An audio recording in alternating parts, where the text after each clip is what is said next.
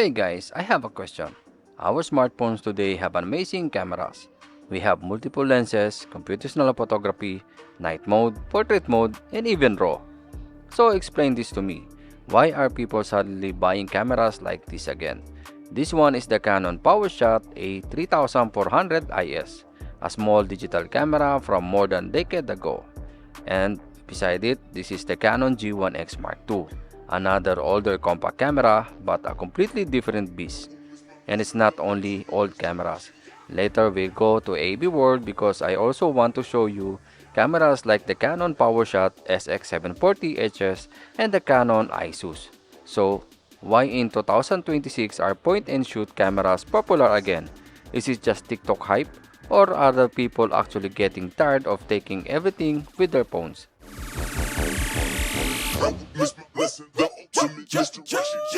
I think this is the first thing we need to understand. People buying these cameras aren't necessarily looking for the highest image quality. Because if that's your only priority, there are much better cameras available today. What people are looking for something different. Look at this A3400 IS. It's tiny, simple.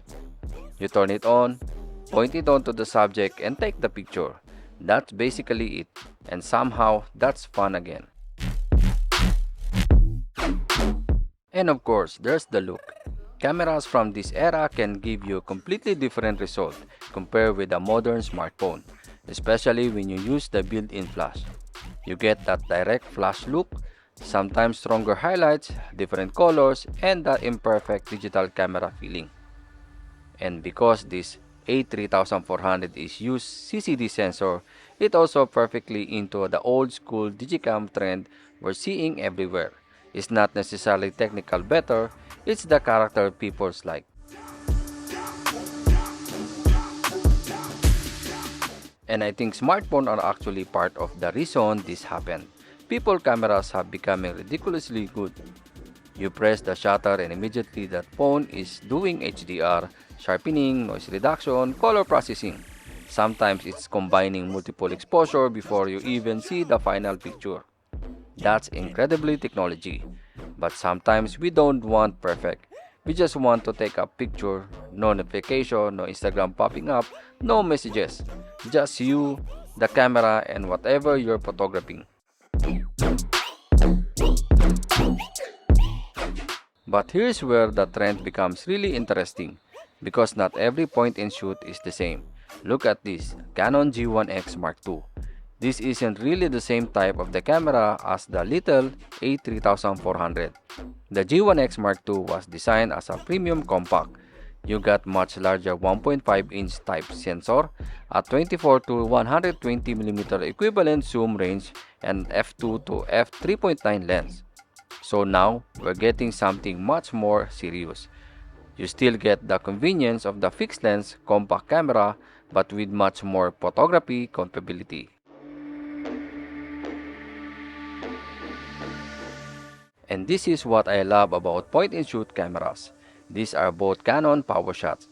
Both they're completely different. If I want the tiny, simple, nostalgic digicam experience, the A3400 IS. If I want better image quality, a bigger sensor, brighter lens, and more control, G1X Mark II. And neither one of needs another lens. Just put in your bag and shoot.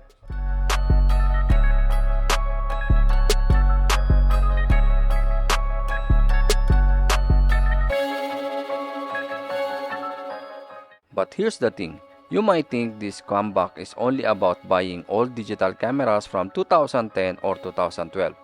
Not exactly, because look at what we have here at AAB World.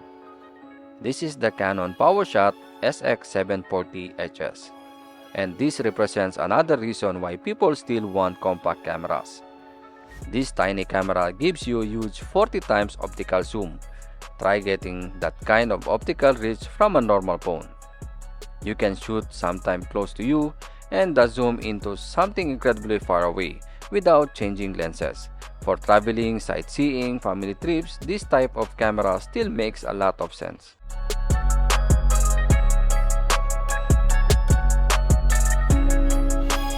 And then we have the Canon IXUS. This is closer to what many people imagine when they hear the words point and shoot. Small, lightweight, simple. Put it in your pocket or in your bag, turn it on, take your photo, and you're done. And I think that's exactly what a lot of people are rediscovering.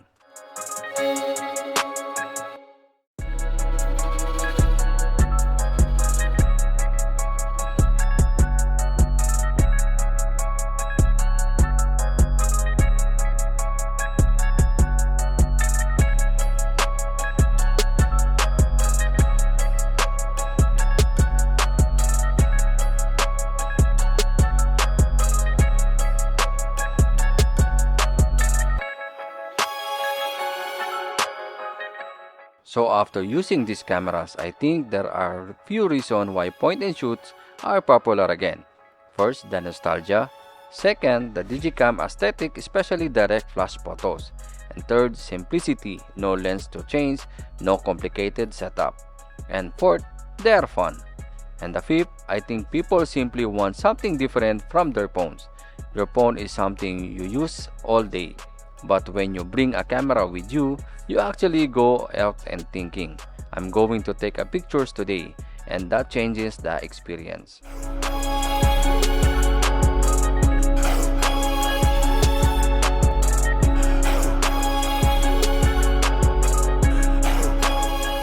But don't make the mistake of thinking every compact camera will give you exactly the same look. They won't. An older CCD camera like this A3400 is going to feel very different from something like the G1X Mark II, and something like a SX740 HS has completely different purpose again. So don't just buy a camera because TikTok tells you it's a digicam. Think about what kind of photos is actually you want to take. It's been a long night just waiting for the light, but it feels like days. It's all behind. All I know. Looking back, seeing smoke. Take me home. I don't know what's ahead, but I'll go.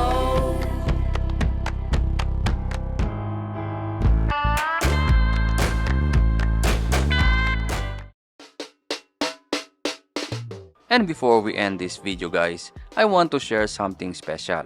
As someone who loves cameras, photography, and filmmaking, I'm starting a new journey in one of the most beautiful islands in the Philippines. Introducing Siquijor Camera House, a camera rental service made for travelers, vloggers, and creators visiting Siquijor.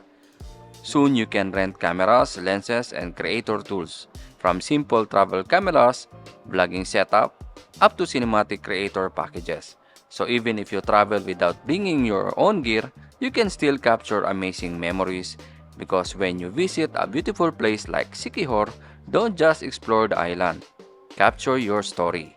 Our rental service is coming soon, so please support us by liking and following our official Facebook page, Siquijor Camera House.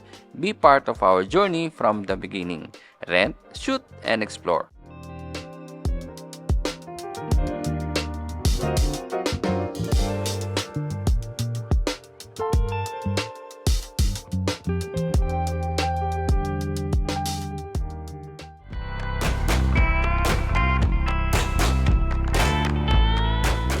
So, are point-and-shoot cameras better than smartphones? For most people, technically, probably not. But that's also missing the point, because photography isn't always about having the sharpest image, the biggest sensor, or the latest technology. Sometimes it's about enjoying taking the picture. And maybe that's exactly why these little cameras are finding their way back into people's pocket. So, tell me in the comments, would you rather shoot in the modern smartphone or bring back one of these little point-and-shoot cameras?